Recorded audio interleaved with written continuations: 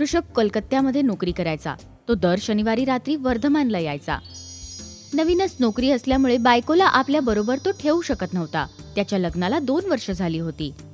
तसंही अम्माने आधीच सांगितलं होतं, लग्नाचा अर्थ असा नाहीये की आल्यावर लगेच दुसरीकडे घेऊन जाशील. आता आमच्याकडेच राहू दे जरा. चालीरीती शिकून घेईल, नंतर घेऊन जा. रविवारचा दिवस होता. मॉली घरची साफसफाई करत होती. सासू पार्वतीचा आवाज आला. अगं सुनबाई, जरा ही लोणच्याची बरणी उन्हात ठेवून दे. बरणी तिच्या हातातून निसटली आणि फुटली. या गोष्टीवरून अम्माने तिला इतकं ऐकवलं की रडून रडून तिचे डोळे सुजून गेले. ऋषभ मॉलीला रडताना बघत होता, पण काही बोलायची हिम्मत होत नव्हती. ती बिचारी सकाळपासूनच कामं करत होती. तिची नणंद रमा आली होती.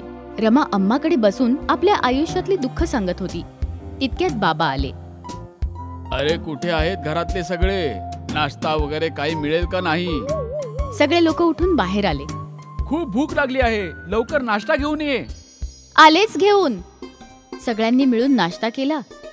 मॉली सकाळपासून काम करत आहे. आज जेवण बाहेरून मागवूया. अरे काय बाहेरून मागवूयात? इतकं काय मोठं काम केलंय हिने. चला जाऊ द्या, मी बनवते ना.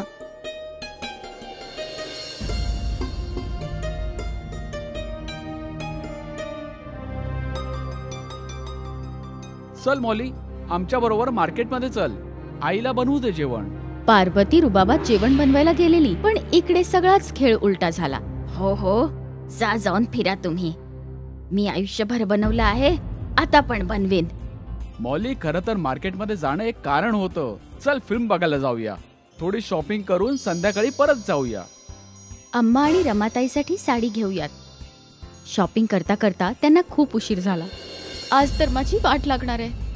मला एकच तर रविवार मिळतो तुझ्या बरोबर वेळ घालवण्यासाठी. इतक्या लांबून धावत पळत येतो आणि तू आहेस जी दिवसभर स्वयंपाक घरात बिझी असतेस.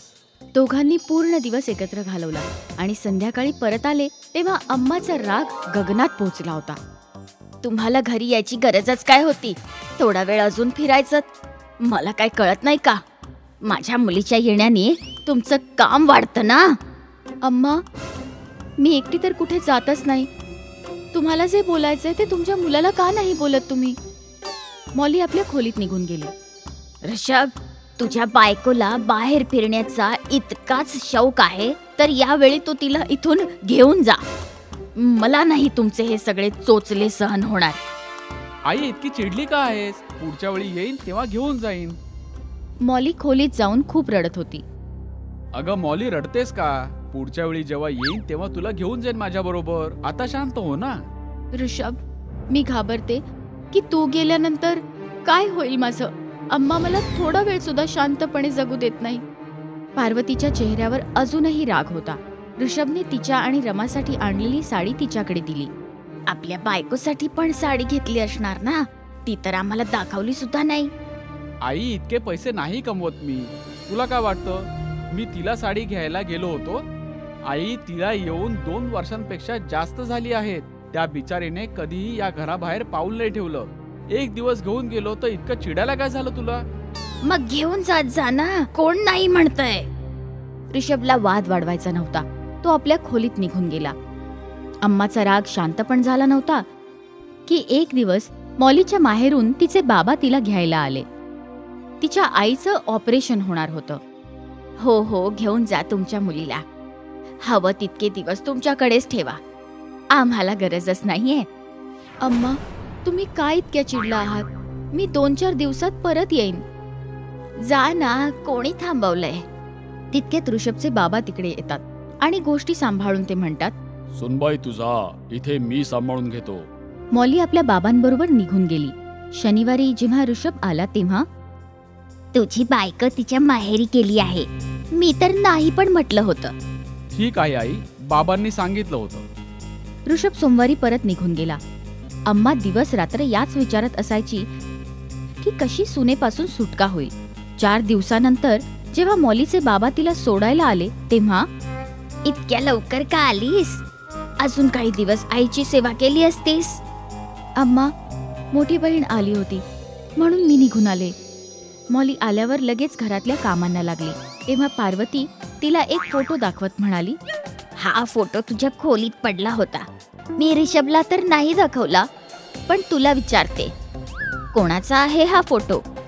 मॉली पूर्णपणे घाबरून गेली. त्या फोटोमध्ये ती तिच्या कॉलेजमध्ये शिकणाऱ्या रवी बरोबर होती.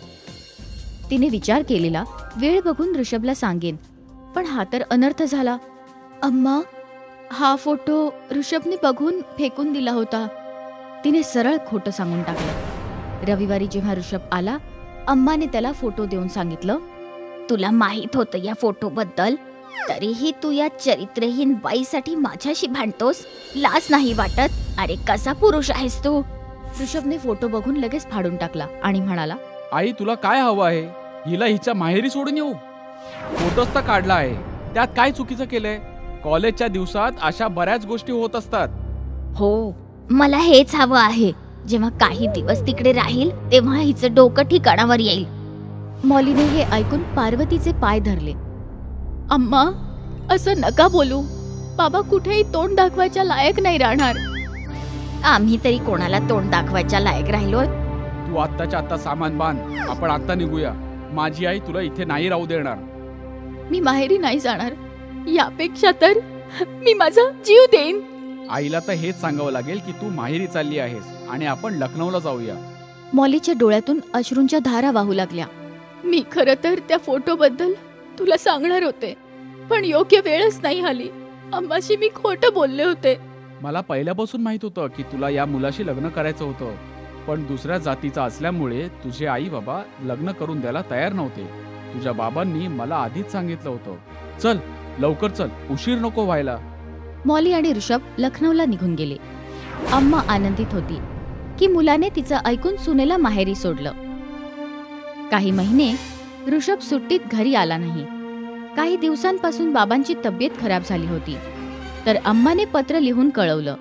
ऋषभ आला आणि बाबांना आपल्या बरोबर घेऊन गेला. अरे बाळा, याच काळजीत मी आजारी पडलो. ही सूनबाई किती दिवस आपल्या माहेरी राहते. एक स्त्री दुसऱ्या स्त्रीचे शत्रू असते. तू खूप चांगलं केलंस जे तिला इकडनं घेऊन गेलास.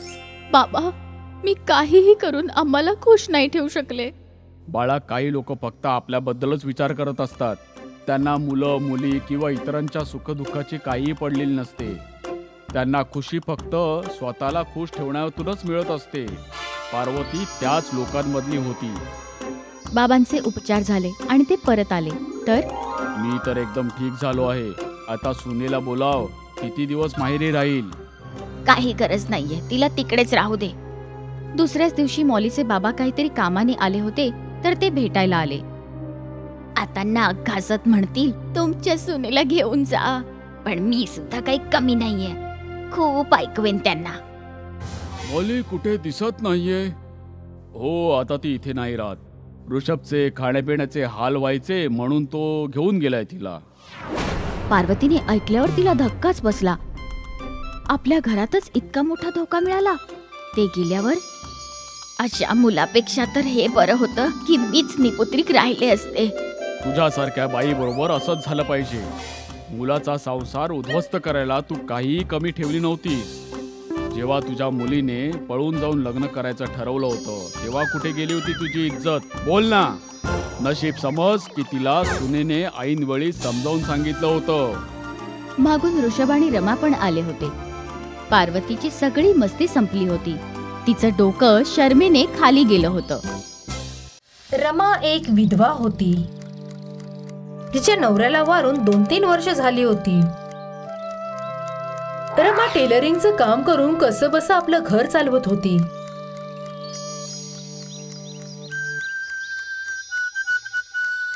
ताई, हा माझ्या आवडीचा रंगाचा कपडा आहे. तुम्ही ह्याला खूप चांगल्या रीतीने शिवा.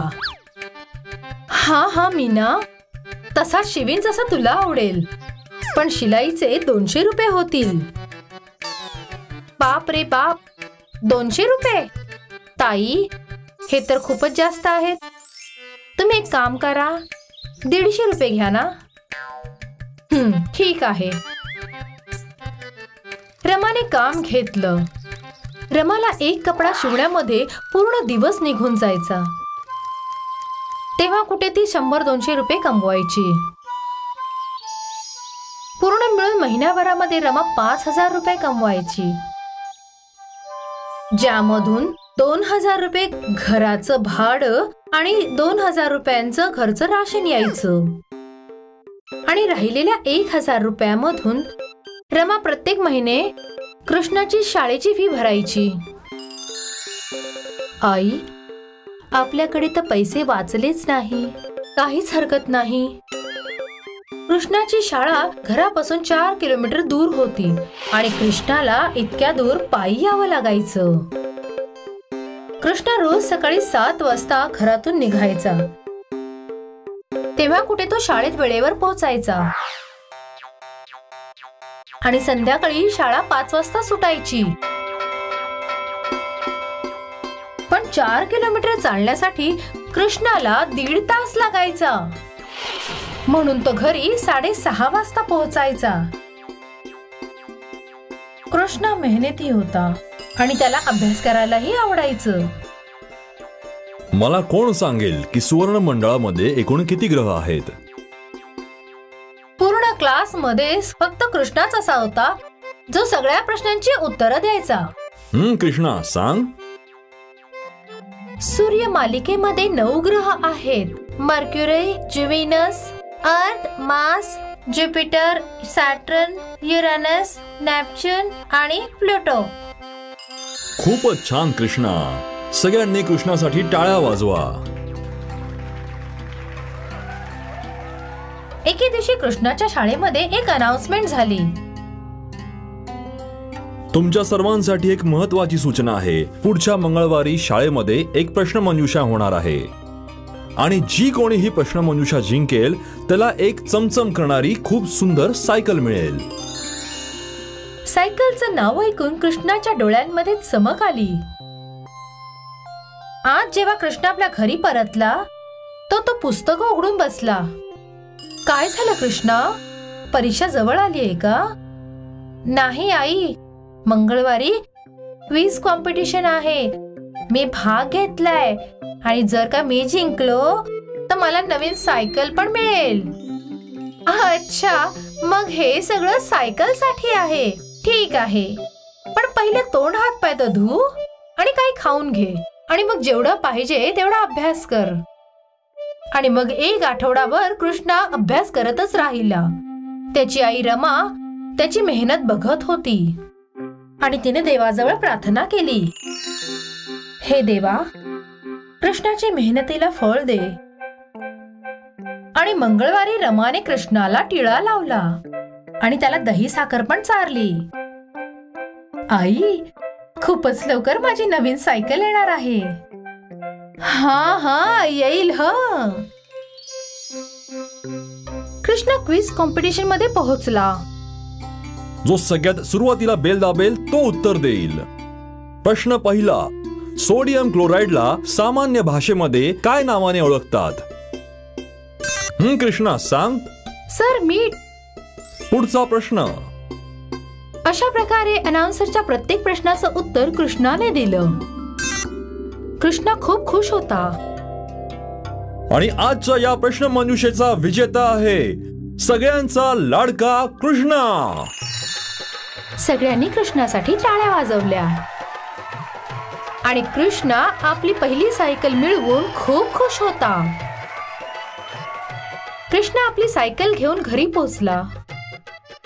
आई, आई, बघ ना माझी नवी सायकल.